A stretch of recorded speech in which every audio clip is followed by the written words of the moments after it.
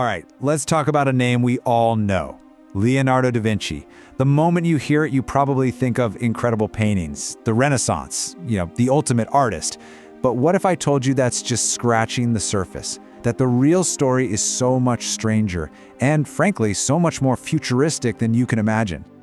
So what if the guy who painted the world's most famous, most mysterious smile was at the exact same time wrestling with ideas that nobody would even begin to understand for another 500 years?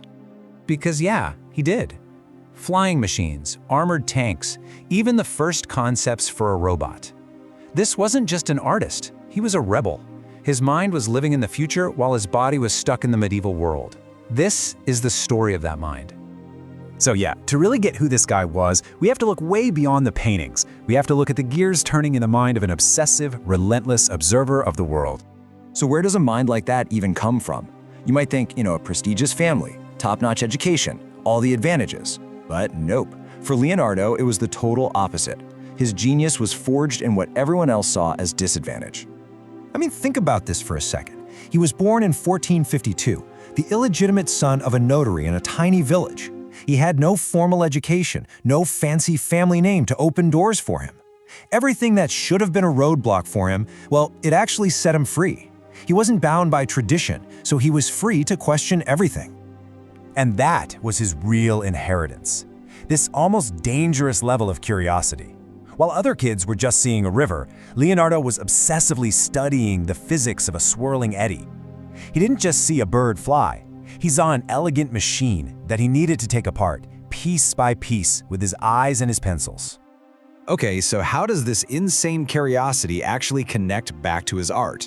Well, it's the entire secret behind his most famous painting. We all talk about the mystery of the Mona Lisa's smile, right? Well, for Leonardo, there was no mystery. It was a conclusion. It was the final result of years, and I mean years, of scientific study into how human facial muscles work, how light falls on the skin, and even the psychology behind an expression. That smile isn't magic, it's a formula. And to get to that level of detail, that level of realism, he had to do something pretty extreme, and definitely dangerous. He figured out that to truly paint a living, breathing person, he first had to understand what they looked like on the inside. You have to understand the world he was living in.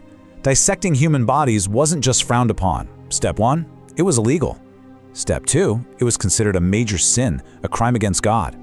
But for Leonardo, step 3, it was absolutely necessary. He had to know.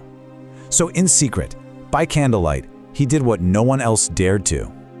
And what he found is it's mind-blowing. The drawings in his notebooks of the human heart, of muscles, of a fetus in the womb, they were so ridiculously accurate that it took centuries for modern medicine to catch up and actually prove him right. And the real tragedy? He never published them. They stayed hidden in his notebooks. But his brain wasn't just stuck on the human body.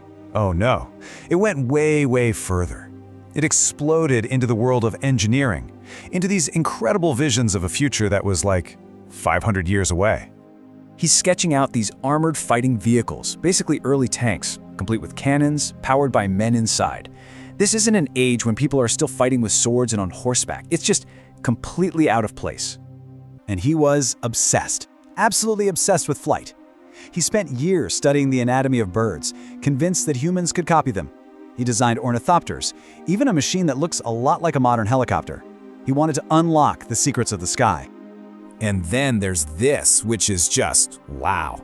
He designed a self-propelled cart, a programmable, spring-driven wagon that could follow a predetermined path. It is, for all intents and purposes, the world's first robot, conceived in the late 1400s. And this quote from Leonardo himself just sums it all up, doesn't it? His mind wasn't on the ground, in the here and now. He was always looking up, always looking toward a future he was literally trying to invent. Okay, so if he was this brilliant, this ahead of his time, why did he leave so much stuff unfinished? And that right there is the big paradox of Leonardo's life. And you can see it so clearly here.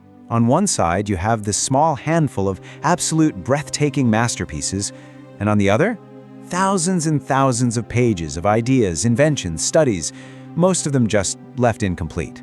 What was going on? Well, it wasn't about being lazy or unfocused. The thing is, his mind was just moving too fast. The second he started to figure something out, his curiosity would just grab him and pull him to the next big question. For him, the question was always more exciting than the finished product. So, when you really think about it, maybe his true masterpiece wasn't a single painting or invention.